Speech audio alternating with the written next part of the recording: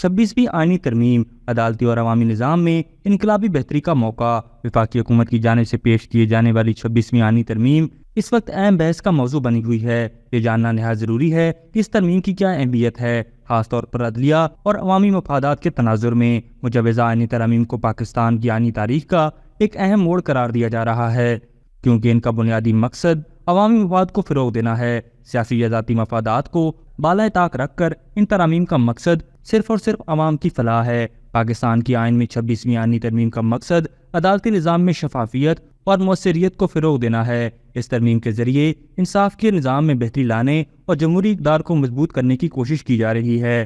ایک منفرد تجویز میں وفاقی آئینی عدالت کے قیام کا ذکر ہے، جو موجودہ سپریم کورٹ سے الگ ہوگی۔ اس وقت سپریم کورٹ میں 60,000 سے زائد کیس زیر التوا ہیں۔ یہ عدلیہ کی موجودہ کارکردگی پر ایک سنگین سوالیہ نشان ہے، کیونکہ زیادہ تر توجہ سیاسی مقدمات پر ہے، جبکہ عوام کے عام مقدمات برسوں تک انصاف سے محروم رہتے ہیں۔ World justice rule of law index کے مطابق پاکستان 130ویں نمبر پر ہے۔ ایک الگ وفاقی آئینی عدالت کے قیام سے سپریم کورٹ کو بوجھ سے نجات ملے گی، تاکہ وہ قانون سازی کی تشریح، عدالتی جائزے اور بین الصوبائی مسائل پر توجہ مرکوز کر سکے۔ یہ نظام دنیا کے مختلف ممالک میں پہلے سے موجود ہے، جیسے جرمنی، اٹلی، ترکی اور جنوبی افریقہ، جہاں آئینی عدالتوں کا کامیاب تجربہ ہو چکا ہے۔ اس آئینی ترمیم کے ذریعے توقع کی جا رہی ہے کہ عام شہریوں کے زیر التوا سول اور فوجداری مقدمات جلدی نمٹائے جائیں۔ بدقسمتی سے کئی مجرم جیلوں میں اپنی سزائیں مکمل کر لیتے ہیں، لیکن ان کی اپیلوں پر سالوں تک سماعت نہیں ہو پاتی۔ سپریم کورٹ کے اسٹے آرڈرز اور ملٹری کورٹس کے زیر التوا حساس مقدمات بھی